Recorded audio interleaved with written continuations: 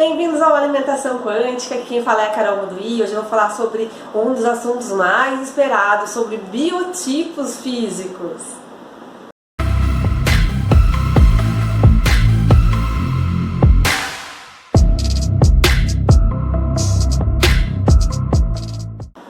Pensando em biotipo, todo mundo quer se enquadrar onde eu estou, né? Os biotipos, né, existem várias técnicas ancestrais que falam sobre biotipo. Então tem a biotipologia, a medicina chinesa. Então eu vou passar um pouco sobre uma técnica que eu estudo, que é o Ayurveda, para vocês terem uma ideia de como isso pode influenciar e como os elementos trabalham em cada um desses três biotipos que eu vou apresentar para vocês. Na medicina ancestral, o Kapha, né, que é visto como o biotipo 1, que eu botei para vocês, para ficar um pouco mais fácil, para não usar a linguagem ayurvédica para quem não conhece, né, ele é composto por dois tipos de elementos, que é o terra e o água. O água, ele é a fluência, né, ele é responsável pela lubrificação, pela maciez, né, por tudo isso no nosso corpo físico. E o terra nos dá a estrutura.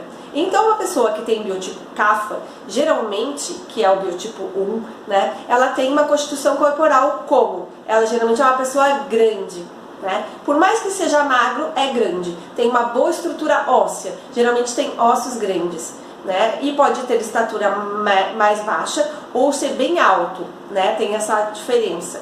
E geralmente são pessoas largas. Por mais que sejam magros, são ossudos, vamos dizer assim.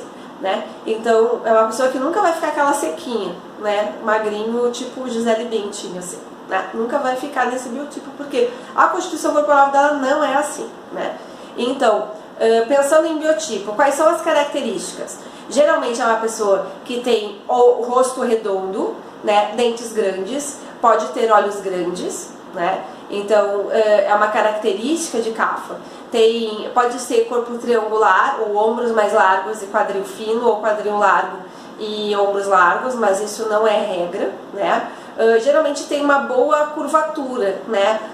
Tem o corpo mais definido, assim, as formas bem definidas, né? Então pode ter mais bumbum, né? As coxas geralmente são um pouco mais grossas, né? Tem essa característica física especial. E nisso a gente pode enquadrar algumas raças também, né? Então a raça negra predominantemente é Kapha, né? Que tem a estrutura de terra. Eles têm muita estrutura física. Vocês podem ver que os negros, eles têm uma estrutura física melhor. Tanto é que geralmente eles não têm cabelos brancos, eles têm bons dentes, né? Os dentes são dentes grandes, né? E tem aquele sorriso largão, né? Rosto redondo. Isso é uma característica racial, né? Que tem mais desse elemento terra neles. Assim como os indígenas e os povos orientais, que também tem aquele rostinho redondo, né? Isso tudo tem a ver com o elemento terra, tá? O elemento terra, especificamente no nosso emocional, ele nos dá aquela coisa de conforto, de ser uma pessoa que passa amor. Tanto é o olho do gato de botas, né? Aquele olhinho assim que dá aquele carinho, né? Geralmente é uma pessoa que tem Kapha nela, né? O rostinho redondo, cabeça redonda em geral, né? Tem esse biotipo bom em termos de constituição corporal. Então ele é formador de tecido. Então é uma pessoa que tem geralmente uma baixa digestão, depende se tem um outro elemento com ela ou não. Porque a gente pode ter um mix de biotipos, não necessariamente tem um que é predominante e pode ter um ou dois que são menos, né? É raro ter a pessoa que tem os três em equilíbrio. Geralmente a gente tem mais de uma constituição.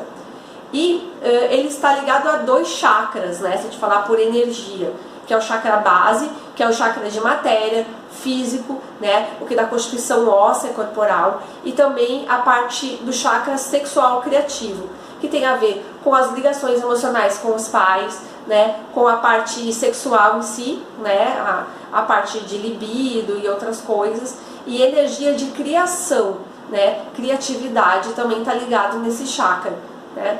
Então, não criatividade mental, mas aquela criatividade para tomar decisões e para chegar a enxergar soluções nas coisas de uma forma mais direta, né? O Kapha, ele geralmente é uma pessoa muito organizada, né? Ele tem isso como sendo dele, mas ele ao mesmo tempo pode ser preguiçoso, né? Porque se ele tem muito CAFA em excesso, ele pode ser aquela pessoa meio apática às vezes, né? De que não tem muita vontade, ou que se ele está com esse elemento em desequilíbrio no corpo dele, ele também pode ter essa característica, tá?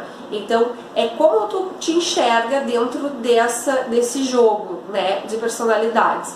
Porque se a gente se olhar bem, a gente consegue entender qual é a caixinha que a gente se coloca. Porque o CAFA, ele tem essa parte digestiva lenta, né? Então, uma pessoa que ganha peso, então comeu churrasco no final de semana e engordou 1 quilo. Né? Então, tem uma característica física para isso, porque ele forma muito tecido. Então, ao mesmo tempo, o corpo dele demora mais para digerir, porque ele digere tanto que ele forma muita coisa. Então, ele forma gordura, ele forma tecido. São pessoas que raramente ficam doentes, por exemplo, né? Então, ele tem uma boa constituição física nele. Problemas de CAFA geralmente estão ligados a pulmões e articulares, né? Excesso nas articulações. Então, artrite, artrose pode representar alguma coisa com relação ao desequilíbrio de CAFA, né? Mas não necessariamente tu tenha que ser CAFA para ter esses desequilíbrios, né? São coisas distintas, porque nós temos os 3 biotipos, é uma mistura, né? É um mix de coisas. Mas a característica básica de CAFA que eu quero passar para vocês é essa hoje, né? Existem várias outras explanações muito interessantes, então não esqueçam de se inscrever no canal, de compartilhar com os amigos sobre isso e de deixarem os comentários sobre coisas que vocês gostariam de saber um pouco mais, tanto do campo emocional quanto do campo de constituição mesmo corporal. Então fiquem com a luz, namastê e até o próximo vídeo.